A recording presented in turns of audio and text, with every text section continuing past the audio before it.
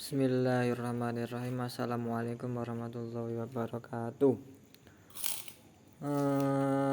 Perkenankan, nama saya Nanang Hafidul Akrom, kelas TOSA A81, NIM 2152311310. Saya di sini akan menjelaskan tentang bab maf'ul bih dan na'at dan man'ut.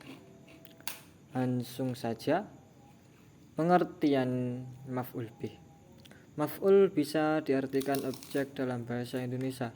Adapun dalam istilah ilmu nahwu, maf'ul adalah maf'ulu bi ismun mansyubun yadullu ala man waqa'a alaihil fi'lu fa'ilu wa la tataghayyaru ma'u syuratun fi'li. Artinya maf'ul bih adalah isim mansub yang menunjukkan kepada orang-orang yang ditimpakan pekerjaan pelaku kepadanya, dan bentuk pekerjaan tidak berubah karena adanya maf'ul. Contoh, kataba Ahmadar risalata yaftaul ustadu baban syaribat maryamul labana. Artinya Muhammad menulis surat, Ustad membuka pintu, Maryam minum air susu. Dari contoh di atas, kata ar-risalata, baban, dan al-labana kedudukannya sebagai maf'ul atau objek dan i'rabnya nasab. Tanda nasab ketika kata tersebut ditandai dengan fathah di akhirnya. Pembagian maf'ul bih. Dilihat dari bentuk katanya, maf'ul dibagi menjadi isim mu'rab, isim mabni, dan masdar mu'awwal. Isim mu'rab. Maf'ul bih berupa isim mu'rab apabila isim yang menjadi maf'ul berubah i'rabnya ketika dimasuki amil yang berbeda.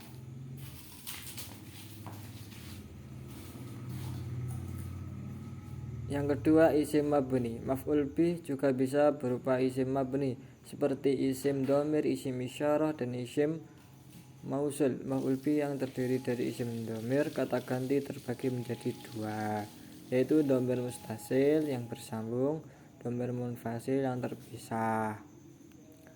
Yang ketiga yaitu menjadi masdar mu'awwal. Maf'ul bih yang berupa masdar mu'awwal bisa terdiri dari an dan fi'il atau anna dengan isim serta khobarnya. Lanjut, apa itu pengertian na'at dan man'ut?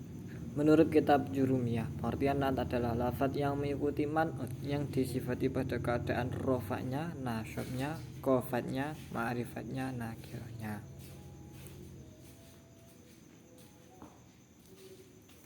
Contoh, dakhala Muhammadun nasyidu, telah datang Muhammad yang rajin. Kata an-nasyidu yang berarti rajin adalah kata sifat atau na'at kepada manutnya yaitu Muhammad. Kalimat dakhala Muhammadun nasyidu adalah contoh kalimat na'at man'ut dalam keadaan rafa dengan harokat dhammah. Sedangkan menurut kitab Alfiyah Ibnu Malik, pengertian man'ut adalah fana'tu tabi'un mutimmu ma syabaqu bi wasmihi aw wasmi ma bihi talaq. Artinya na'at yaitu lafadz yang mengikuti pada lafadz sebelumnya, yang menyempurnakan dengan menyebutkan sifatnya man'ut dan lafadz yang berhubungan dengan man'ut. Jadi dari penjelasan di atas bisa difahami bahwa na'at adalah kata sifat seperti baik, baru, lama, sedangkan man'ut adalah yang disifati. Contoh na'at man'ut dalam keadaan rofak yaitu qama zaidun jamilun.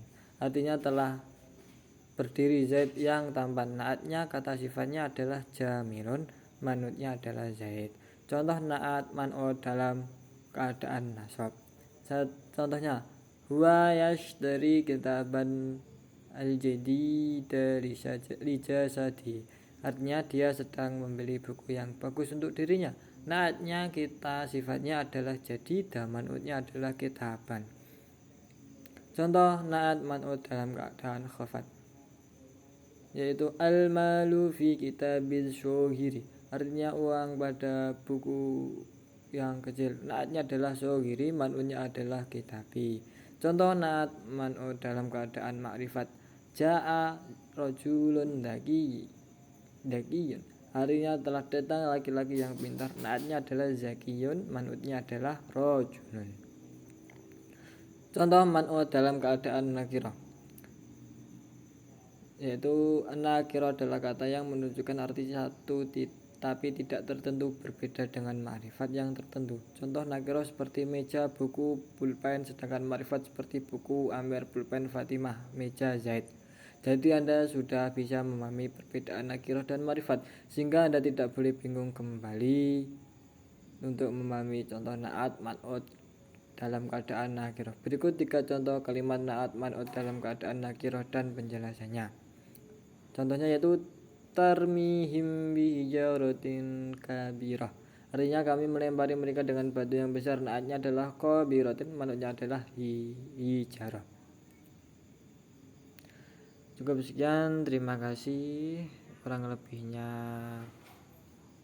kalau ada salah ya mohon maaf. Billahi wa taufiq wal hidayah. Ya.